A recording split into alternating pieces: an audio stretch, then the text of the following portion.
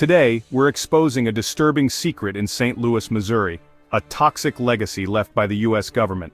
I spoke with a top health official about radiation, buried nuclear waste, and corrupted data, issues that threaten public health.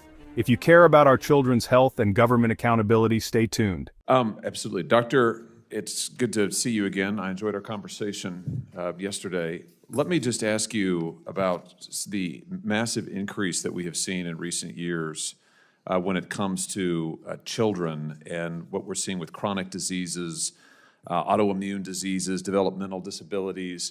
This is something that Secretary Kennedy has talked extensively about. I know that you share his concerns on this. What can CDC do to help reverse the spread of these kind of chronic conditions in our country? Yeah, this is a very important issue to me, and it's a very important issue to the Secretary as well.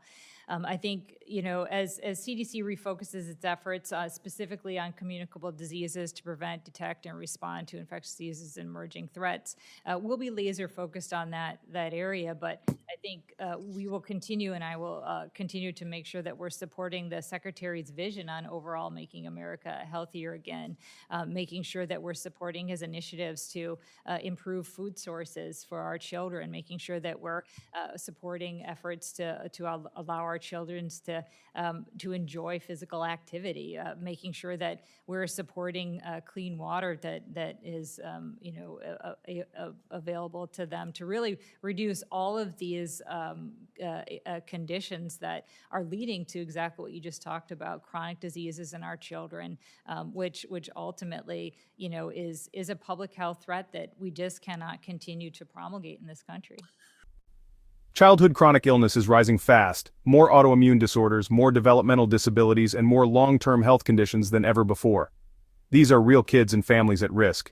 I asked the CDC, what's the plan to reverse this crisis? We need action, not just talk.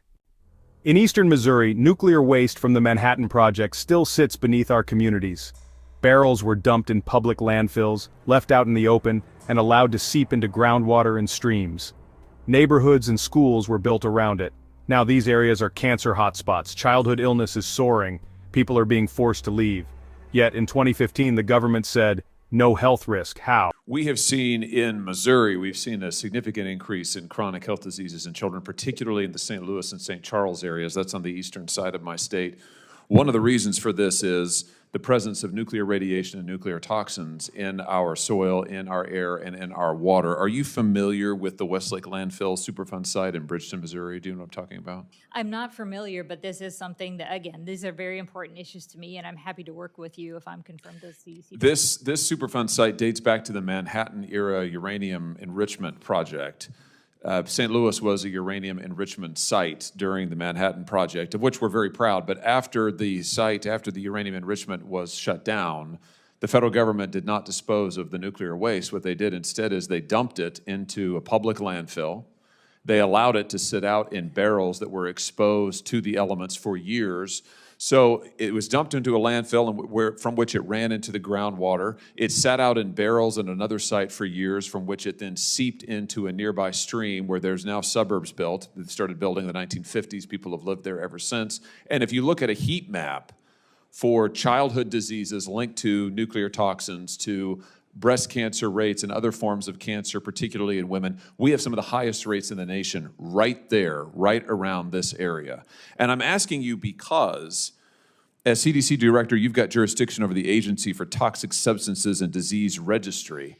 Back in 2015, this agency did a health study on this landfill, on the Bridgeton landfill, on the nuclear radiation that was in St. Louis, and what the ATSDR concluded was that there was not significant pollution, that there was no health risk. I want to quote this: no health risk to the surrounding community.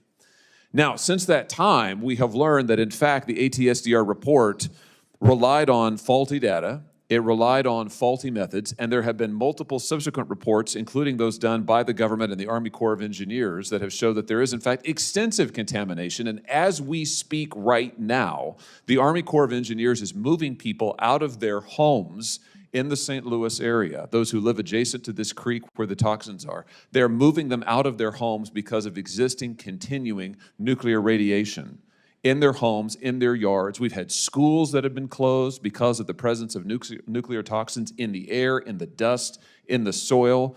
Here's my question to you. Will you work to ensure that ATSDR, if you're confirmed, that ATSDR reviews its methodology and does another thorough study that corrects its faulty methodology from the past and gets the facts to the people of Missouri that we deserve on this issue? If I'm confirmed as a CDC director, we will definitely look into this, and I'm happy to follow up with you. Good. I'll just point out that it's so significant, it's so bad, ATSDR study, that the Reuters news agency did an entire report that we will make sure that you see, detailing the faulty data and, frankly, haphazard process that ATSDR used to issue this report that has been relied on, I might add, by corporate bad actors and other polluters to say, oh, see, there's nothing wrong, even as other agencies of the government are telling people, no, you have to leave your home because you've been exposed to nuclear radiation. We absolutely have to get this fixed and have to get it cleaned up. I look forward to working with you on that. Here's where it gets really shocking. That 2015 ATSDR study, it was based on faulty data and flawed methods. Reuters exposed it. The Army Corps confirmed contamination, but that old report is still used to deny wrongdoing. I asked the CDC nominee, will you reopen the investigation and deliver real answers? The answer was promising. But we'll need to hold them accountable. Chronic childhood illness isn't just bad luck. Too often it's caused by unchecked environmental exposure, like in St. Louis and beyond. Government agencies have failed to warn, act, or clean up. We need to demand better answers. So, where do we go from here? We demand the CDC and ATSDR revisit the science and tell the truth. We demand a cleanup that puts public health above profits. And we spread the word, because awareness is power. If you made it this far, you care about the truth. Thank you. Our future is worth fighting for. Let's not let past mistakes be forgotten. Like, share, and subscribe to help us keep holding power accountable.